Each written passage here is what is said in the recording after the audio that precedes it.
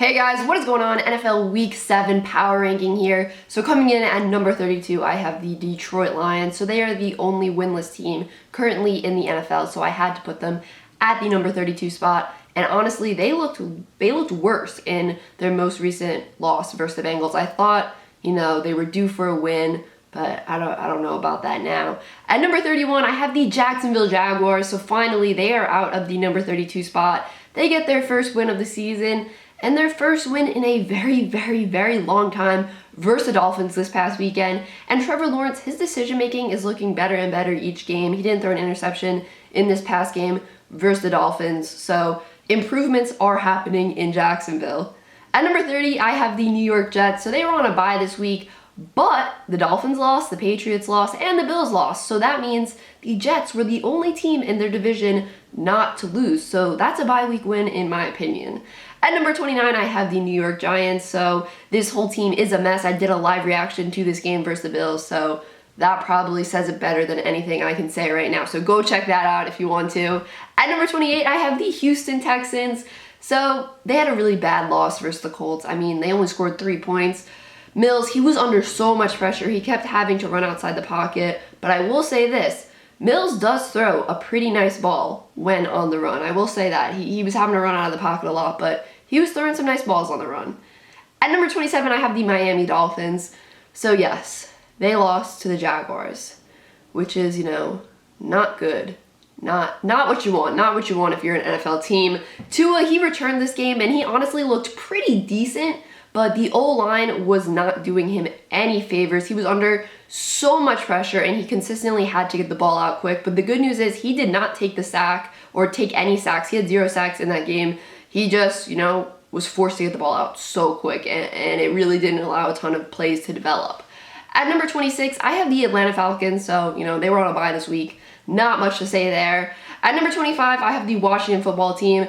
They lost to the Chiefs, and this defense has been a huge disappointment so far this season. It doesn't look like they're getting any better. It just looks like they're going to be a bad defense this year. And I think opposing defenses have caught up and game planned for Taylor Heineke. At number 24, I have the Philadelphia Eagles. So they lost to the Bucs on Thursday Night Football. The play calling on offense is absolutely atrocious. You hand the ball off to Miles Sanders one time in the whole entire first half. Makes no sense to me. I really think they're putting their players in a bad position in Philadelphia. I think they're making their players worse with the play calling. I literally think Jalen Hurts could be a much better quarterback if they called better plays in Philadelphia. At number 23, I have the New England Patriots. So they honestly played pretty well versus the Cowboys despite the loss, but their only 2 wins of the season are versus the Jets and the Texans, so they haven't won against a good team yet. At number 22, I have the Denver Broncos. So they now have 3 losses in a row. Teddy B threw 3 interceptions versus the Raiders this past weekend. Are the Broncos a playoff team anymore? I don't know. I gotta go with no, honestly. I'm leaning no right now. At number 21, I have the Seattle Seahawks. So they dropped a ton of spots in this power ranking this week. They lost versus the Steelers. The defense, it's playing really, really bad. The thing is, Geno Smith, he's not necessarily playing bad or not good, but Russell Wilson is a top 5 quarterback in the league, and when a top 5 quarterback is all of a sudden not playing, that's going to have a big impact on a team. At number 20, I have the Indianapolis Colts. So they had a really, really great win versus the Texans. I mean, both sides of the ball were just so dominant. This D-line was getting so much pressure on Davis Mills. Wentz, he looked really, really good, and Jonathan Taylor is actually insane. At 19, I have the Chicago Bears. So they lost to the Packers, but honestly, this game was very competitive. They still need this offensive line to play better though. But if this offensive line could start blocking just semi-okay in pass protection and, giving Justin Fields some time, this team can be pretty good. At 18, I have the Carolina Panthers. This team has lost 3 games in a row. There was a ton of pressure on Sam Darnold this past weekend versus the Vikings, and that led to a very bad completion percentage for him. He was 17 of 41 on passing attempts in that game. This defense hasn't been as dominant as it was to start the season. I mean, it's definitely still a good defense, but it also might be because the offense is really putting a lot on this defense without Christian McCaffrey on this offense, and this offense is, kind of struggling right now. So I think that's maybe why this defense is struggling a little bit. At 17, I have the Pittsburgh Steelers. So they had another much-needed win versus the Seahawks. Roethlisberger, he looked actually okay in this game. He had a few nice throws. He was pretty solid except for that terrible fumble. And yeah, this Steelers defense, I'll say it again, it is a legit defense. At number 16, I have the Minnesota Vikings. So they had a big overtime win versus the Panthers. I hate to move them down one spot after a win like that, but I had to because a few other teams had some really good wins that needed them to be pushed up higher on this list. I do think this Vikings team does have a chance to break out though and have some wins that are really going to, turn some heads and surprise people. So I still think this Vikings team can move up higher on this power ranking in the weeks to come.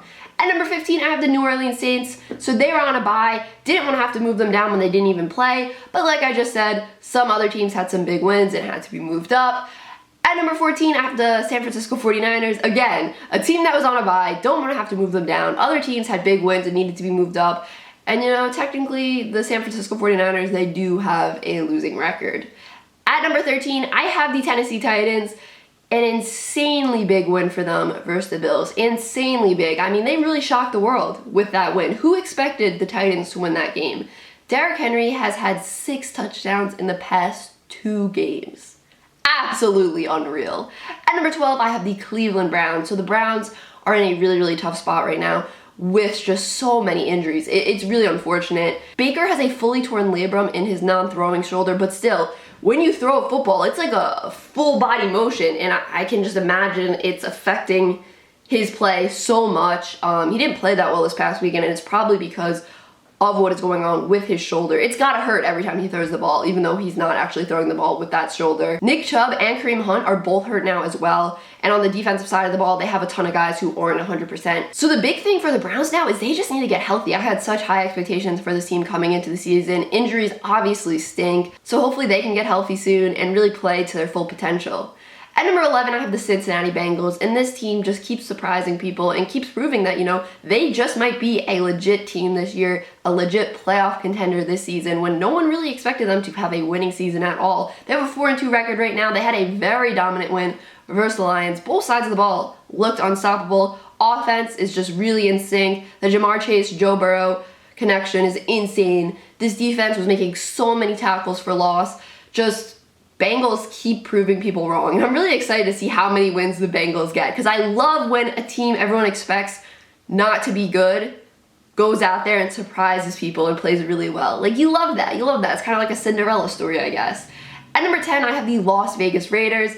So what a resilient win for the Raiders on the road versus a division rival. I felt so bad for the players when the Gruden stuff happened, because obviously it wasn't their fault, but they were put in such a tough situation, and they just really overcame that adversity this week. Really, really great win on so many levels for the Raiders. At number 9, I have the Kansas City Chiefs, so a nice bounce back win for Kansas City versus the Washington football team. They still need to stop turning the ball over, but this defense only gave up 13 points. I know it was just against the Washington football team and Taylor Heineke at quarterback, but listen, it's a step in the right direction for this defense, and you just gotta build off those little wins. At number 8, I have the Los Angeles Chargers. So a really bad loss for the Chargers versus the Ravens. I know the Ravens are a really good team, but the Chargers just did not look the same in this loss. The offense could not get the run game going. Justin Herbert was the leading rusher with 12 rushing yards, so that is absolutely brutal. And then on the other side of the ball, this defense could not stop the Ravens' rushing offense. I mean, the Ravens were running all over this defense. At number 7, I have the Buffalo Bills. So obviously the Bills could not handle business last night versus the Titans on Monday Night Football. A really, really surprising loss versus a defense that really isn't that good. I still do like the call to go for it on 4th down though instead of the field goal. Obviously that eventually lost them the game, but I do like that call to just try to win it and not just try to go to overtime and see what happens. At number 6, I have the Tampa Bay Buccaneers. So they handled business versus the Eagles. It wasn't the most spectacular game or anything like that, but they did what they needed to do to get the win. At number 5, I have the Green Bay Packers. So this Green Bay Packers team has a lot of momentum right now. They have not lost since week 1. And this offense, it's looking like the offense we saw last year when Aaron Rodgers was the MVP. When this defense gets healthy, this team is going to be even better. At number 4, I have the Baltimore Ravens, and the Ravens are just showing week after week how legit this team is. Such a dominant and impressive win versus the Chargers this past weekend. The defense stepped up so much in this game to slow down this Chargers offense and really stop this Chargers offense. They ran the ball so well on offense, and this team is just looking really, really good in all 3 phases of the game. At number 3, I have the Dallas Cowboys. So their only loss is week 1 versus the defending Super Bowl champions, the Buccaneers, and I still don't know who can stop this offense. I mean, this offense could have been more efficient in the red zone this past game versus the Patriots, but, it didn't even matter because they got the W anyway. At number 2, I have the Los Angeles Rams. So they had a very easy win versus the Giants. I mean, Stafford didn't even have to finish that game because they were up by so much. And this defense, it looks like it's finally starting to click now. It's looking more and more like the defense we saw last year that was just so good. And at number 1, I have the Arizona Cardinals, the only undefeated team left in the NFL. I thought this Browns game was going to be a big test for them. I thought it was going to be a challenge for them, but it wasn't. It wasn't at all. They really dominated that game. And every single game that I think is going to be a challenge or a test for the Cardinals, it's just an easy win for them. And this Cardinals team just continues to look so impressive. Who is going to stop this Cardinals team is the real question right now. So that is it for this video, guys. Make sure you drop a thumbs up, comment down below, and subscribe. Peace!